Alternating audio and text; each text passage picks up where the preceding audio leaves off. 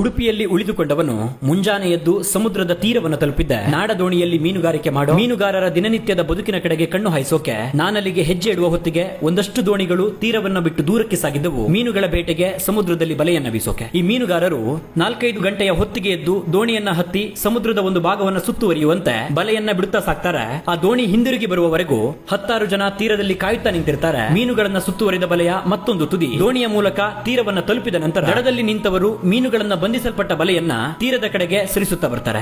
ಈ ಕೆಲಸ 5-10 ಜನರಿಂದ ನಡೆಯೋದಲ್ಲ, 100ಕ್ಕೂ ಹೆಚ್ಚು ಜನರ ಅವಶ್ಯಕತೆ ಇರುತ್ತೆ. ಇಲ್ಲಿ ಜಾತಿ, ಧರ್ಮ, ವಯಸ್ಸಿನ ತಾರತಮ್ಯ ಇರೋದಿಲ್ಲ. ಚಿಕ್ಕ ಮಕ್ಕಳಿಂದ ಹಿಡಿದು ವಯೋವೃದ್ಧರು ಕೂಡ ಶ್ರಮ ವಹಿಸೋದನ್ನ ಕಾಣಬಹುದಾಗಿರುತ್ತೆ. ಸಮುದ್ರದ ಜೊತೆಗೆ ರಭಸವಾಗಿ ದಡಕ್ಕಪ್ಪಳಿಸುವ ಅದರ ಅಲೆಗಳ ಜೊತೆಗಾಡೋ ಸೆಣಸಾಟವಿದು ಸುಲಭದ ಕೆಲಸವಲ್ಲ. ಆದರೂ ದಿನನಿತ್ಯ ಈ ಮೀನುಗಾರಿಕೆ ನಡೆಯುತ್ತಲೇ ಇರುತ್ತೆ.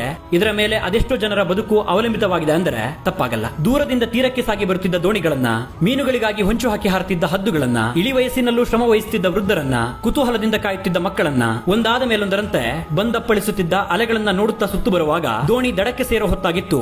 ಈ ಮೀನುಗಾರಿಕೆ ಹೇಗೆ ನಡೆಯುತ್ತೆ, ಅದೆಷ್ಟು ಮೀನುಗಳು ಸಿಗುತ್ತೆ ಅನ್ನೋ ನನ್ನ ಕುತೂಹಲಕ್ಕೆ ತೆರೆ ಬೀಳೋ ಸಮಯವೂ ಬಂದಿತ್ತು. ಆ ಬಲೆಯನ್ನ ನಿಧಾನವಾಗಿ ದಡದ ಕಡೆಗೆ ಎಳೆಯುತ್ತಾ ಸಾಗಿದಂತೆ ಅದರೊಳಗೆ ಬಂದಿಯಾಗಿದ್ದ ಲಕ್ಷಾಂತರ ಮೀನುಗಳು ಸಾವಿಗೆ ಹತ್ತಿರವಾದವು. ಮೀನುಗಳನ್ನ ಕಂಡ ನಂತರ ತೀರದಲ್ಲಿದ್ದವರ ಕೆಲಸಗಳು ಚುರುಕಾಗುತ್ತಾ ಸಾಗಿದವು. ನಂತರ ಬಲೆಯಲ್ಲಿ ಸಿಕ್ಕಿದ್ದ ಮೀನುಗಳನ್ನ ಬೇರ್ಪಡಿಸಿ ಅವುಗಳನ್ನ ಜಾತಿವಾರು ವಿಂಗಡಿಸಿ ಬಲೆಯನ್ನ ಶುದ್ಧೀಕರಿಸಿ ದೋಣಿಯನ್ನ ದಡಕ್ಕೆಳೆಯೋ ಕೆಲಸಗಳು ನಡೆಯುತ್ತಿದ್ದವು. ನೋಡುತ್ತಾ ನಿಂತಿದ್ದೆ. ಈ ಪ್ರಯಾಣದ ಪ್ರತಿ ಮೈಲಿಯಲ್ಲೂ ವಿಭಿನ್ನ ಜನರನ್ನ, ಅವರ ಬದುಕನ್ನ ಕಾಣುತ್ತಿದ್ದವನು ಇಂದು ಈ ಮೀನುಗಾರರ ಬದುಕನ್ನು ಕಂಡು ಮರಳಿದ್ದೆ. ಕೆಲಸ ಅಪಾಯಕಾರಿಯಾಗಿದ್ದರೂ ಅದರೆಡೆಗೆ ಶ್ರದ್ಧೆ ಇತ್ತು. 10 ಜನರು ಸೇರಿದ್ದರೂ ಅವರಲ್ಲಿ ಒಗ್ಗಟ್ಟಿತ್ತು. ಎಲ್ಲಾ ಕೆಲಸಗಳಿಗೂ ದಕ್ಕೋ ಪ್ರತಿಫಲ ಹಣ ಒಂದೇ ಆಗಿದ್ದರೂ ಅದರ ಹಿಂದೆ ವಹಿಸೋ ಶ್ರಮ ವಿಭಿನ್ನವಾಗಿರುತ್ತೆ. ಫಾಲೋ ಮಾಡ್ಕೊಳ್ಳಿ. ಇದೊಂದು ಹಂತದ ಮೀನುಗಾರಿಕೆ ಆದರೆ ದಿನಗಟ್ಟಲೆ ಸಮುದ್ರದಲ್ಲೇ ಕಳೆದು ಮರಳೋ ಮತ್ತಷ್ಟು ಮೀನುಗಾರರ ಬದುಕು, ಸಮುದ್ರದೊಳಗಿನ ಅವರ ಸಾಹಸಗಾಥೆ ಮುಂದಿನ ದಿನಗಳಲ್ಲಿ ಬರುತ್ತೆ.